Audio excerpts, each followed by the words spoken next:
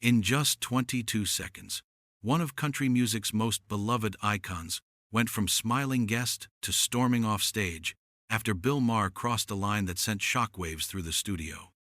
What started as a conversation about music and values exploded into a full-blown meltdown that had cameras shaking and producers scrambling. This is the story of how a late-night host's arrogance destroyed what should have been a simple interview. Before we dive into this explosive confrontation, make sure you subscribe to this channel for daily videos exposing Hollywood's darkest scandals. Hit that bell icon so you never miss the drama.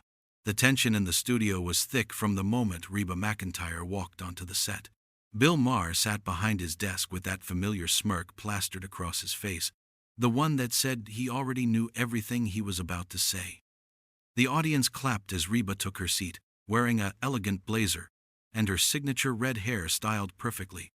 She smiled warmly at the crowd, the kind of genuine smile that had made her a legend in country music for decades.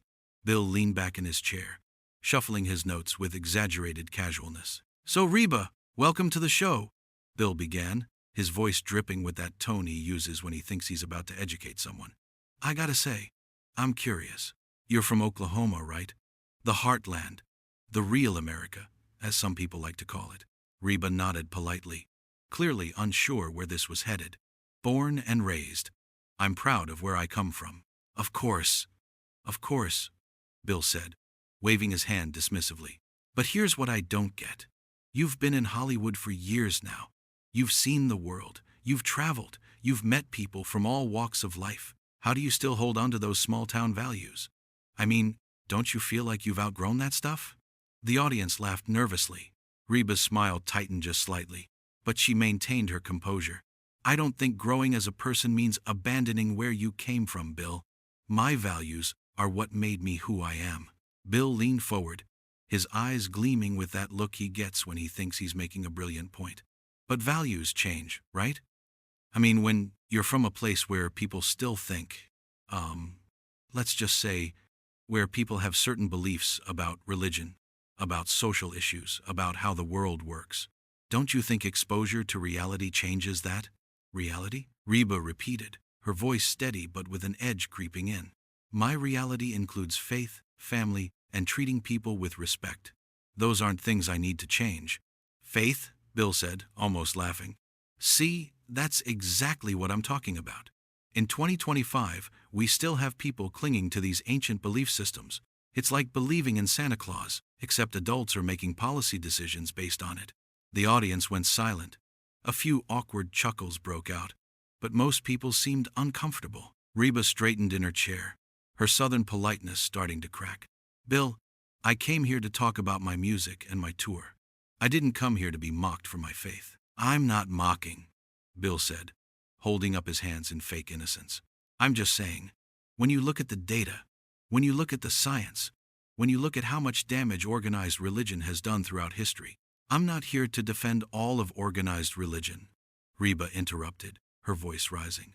"I'm here as a person who believes in God, who prays, and who finds strength in that. And frankly, I don't appreciate you talking down to me like I'm some ignorant hick who doesn't know any better." Bill's smirk faltered for just a second before returning. "Nobody's calling you ignorant, Reba. I'm just pointing out the contradiction. You're an intelligent, successful woman.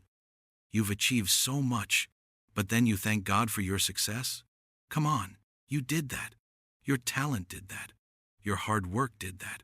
Why give credit to some invisible, 'Because I believe he gave me that talent'?" Reba snapped, cutting him off completely. The audience gasped.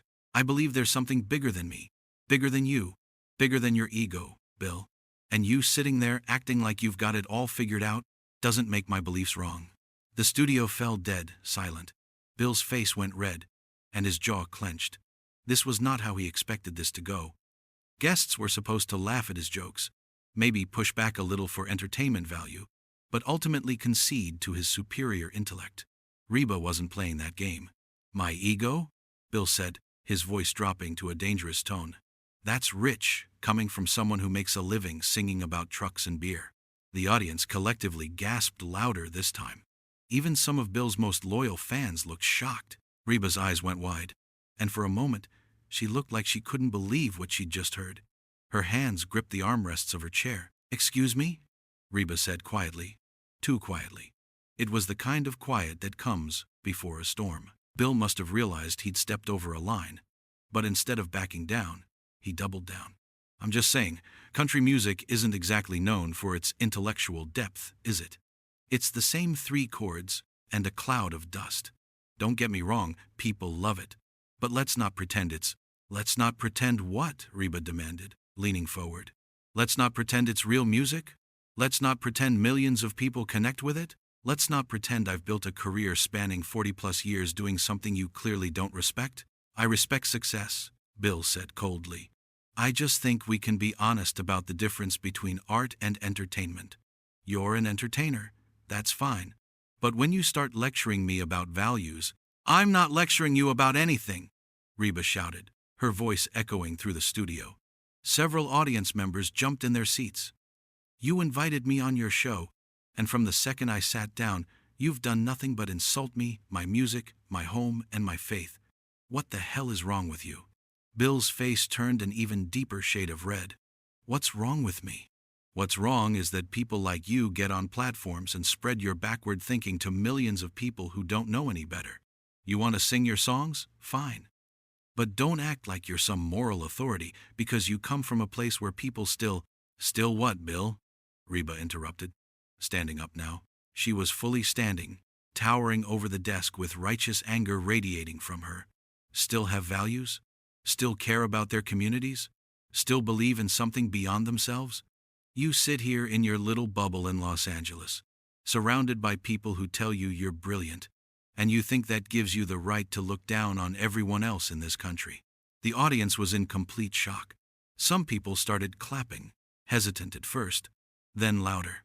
Bill looked around, clearly not expecting this reaction. His show was his kingdom, and nobody challenged him like this. He stood up too, matching her energy. "You want to talk about bubbles?" Bill said, his voice shaking with anger. "You live in Nashville, singing songs about how great everything used to be, while the world passes you by. You represent everything that's holding this country back: the nostalgia, the religion, the refusal to evolve." "I represent authenticity," Reba fired back. "I represent people who work hard, who love their families, who don't need some condescending jackass on TV telling them they're stupid for believing in God. You know what your problem is, Bill? You think being cynical makes you smart. You think tearing people down makes you important. But all it does is make you small." The audience erupted. Some were cheering, some were booing. Nobody knew quite what to do. Bill's producers were frantically talking into their headsets, trying to figure out if they should cut to commercial. Bill himself looked like he was about to explode. His hands were shaking, and his voice cracked when he spoke next. "Get out," he said. "What?" Reba said, her eyes narrowing. "Get out of my studio," Bill repeated, louder this time.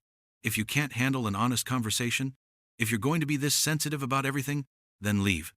Go back to your tour bus and your fans who think you walk on water. I don't need this shit on my show." The audience went completely silent again. Even the people who had been cheering for Reba looked stunned. This was not normal, even for Bill Maher's confrontational style. Reba stared at him for a long moment, her chest rising and falling with angry breaths. Then she smiled, but it wasn't a warm smile. It was the smile of someone who had just won. "You know what, Bill? I was planning to leave anyway," she said, her voice steady and calm now. "But I'm glad you showed everyone who you really are. You invited me here to make yourself feel superior, to mock someone with different views. And when I stood up for myself, you couldn't handle it. That says everything about you." "Oh, please," Bill started, but Reba cut him off one final time. "I'm done listening to you," she said firmly. She unclipped her microphone and let it drop onto the chair. "I've met a lot of people in this industry, Bill. Some good, some bad. But I've never met someone so arrogant that they can't see their own hypocrisy. You preach tolerance, but you can't tolerate anyone who disagrees with you. You talk about evolution, but you're stuck in the same bitter, angry routine you've been doing for years." Bill opened his mouth to respond, but no words came out. He just stood there, red-faced and speechless, as Reba turned toward the audience. "Thank you all for coming tonight," she said to them, her voice kind again. "I'm sorry you had to see this. If any of you want to come to my show in your city, You're welcome. I promise you'll be treated with respect." The audience burst into applause, a standing ovation that started in the back rows and swept forward. Bill watched in disbelief as his own audience cheered for someone walking off his show.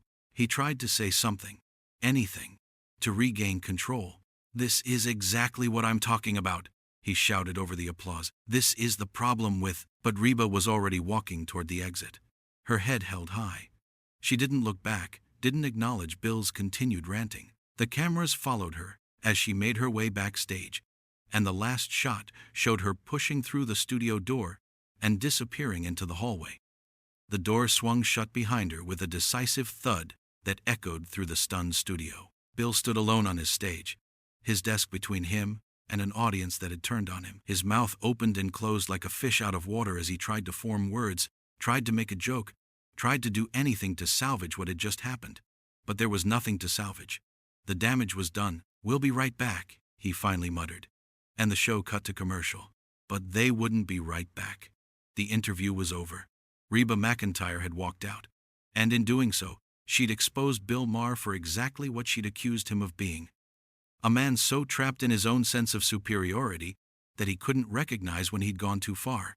The applause continued even as the cameras stopped rolling, even as the producers rushed onto the stage to talk to Bill, even as the audience filed out still buzzing about what they'd witnessed. Reba McEntire had come to talk about music, and ended up delivering the most memorable moment in talk show history. Not because she lost her temper, but because she refused to back down when someone tried to make her feel small. She stood her ground, spoke her truth, and walked away with her dignity intact. And Bill Maher was left standing in his studio, finally silent, finally without a comeback, finally faced with the reality that sometimes being smart isn't enough. Sometimes you just have to be decent. And on this night, he forgot how to be both.